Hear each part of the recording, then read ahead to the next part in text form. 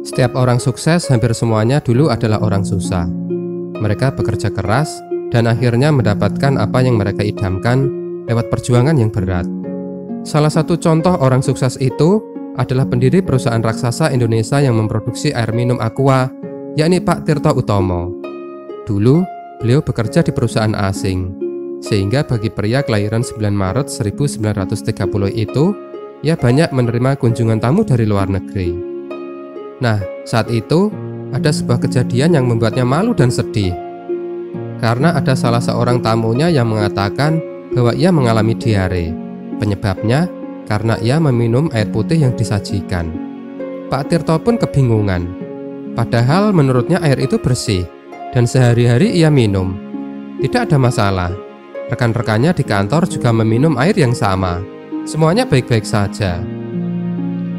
Mr. Tirto, the water that you give me make my stomach feel not comfortable. I think I'm not suitable with the water. Aku nggak cocok dengan airnya. My stomach feel krewes-krewes and I am dread man. Maklum saja, air minum yang disajikan pada saat itu adalah air tanah yang direbus secara tradisional. Untuk orang yang biasa meminumnya sih mungkin tidak masalah. Tapi bagi para tamu asing yang selalu minum air yang higienis, itu adalah sebuah bencana. Dari sanalah Pak Tirto kemudian memiliki ide untuk menjual air minum dalam kemasan yang higienis dan sehat, bisa diminum oleh siapa saja.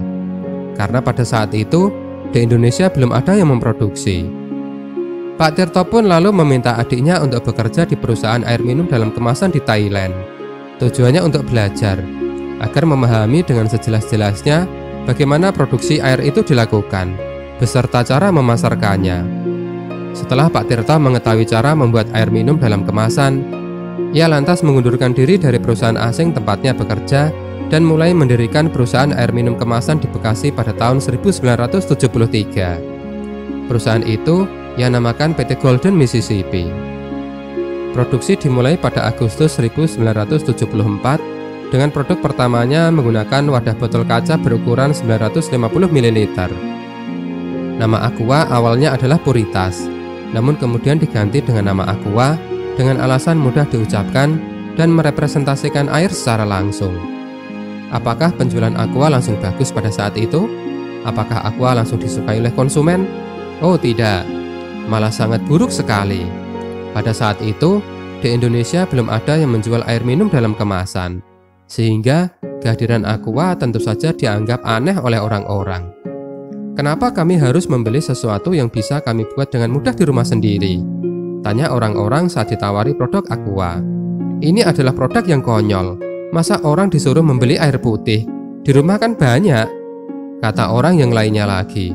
Coba deh Aqua itu dibuat ada rasanya, kayak jeruk, mangga atau semangka. Pasti Aqua bakalan laris.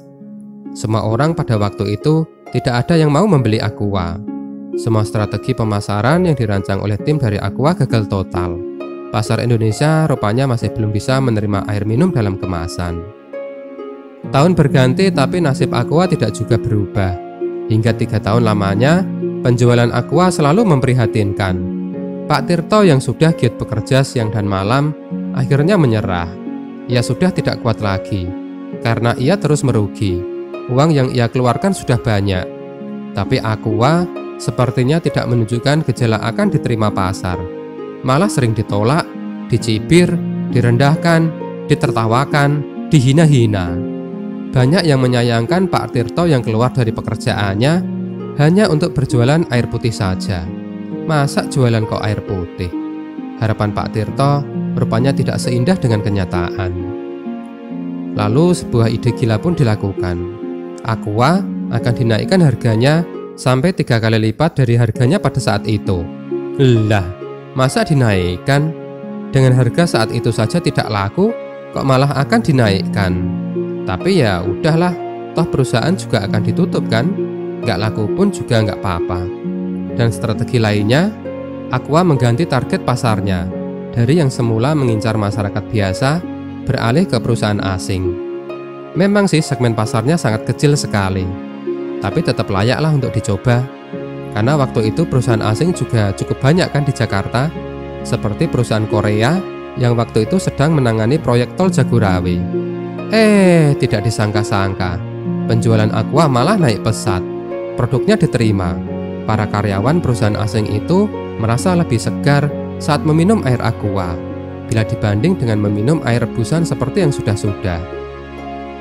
Agaknya orang mulai percaya bahwa air minum Aqua merupakan air minum dengan kualitas tinggi justru saat harganya dinaikkan. Aqua mulai bangkit dari perusahaan yang hampir terjerembab menjadi jaya dan makmur sejahtera. Aqua menggeliat, apalagi saat ditemukan teknologi botol air minum dalam kemasan plastik, sehingga Aqua jadi lebih mudah didistribusikan. Seiring berjalannya waktu, Aqua menjadi standar air minum segar dan sehat. Ia dijual di restoran-restoran sampai ke tempat makan yang kecil, dari toko besar sampai ke warung di pinggir jalan, dari airport sampai ke terminal bus di pelosok desa. Aqua laris manis dan terjual di mana-mana. Pak Tirta Utomo meninggal pada tahun 1994. Namun semangat dan inspirasinya dan Aqua akan terus selalu ada dan menyegarkan kita semua.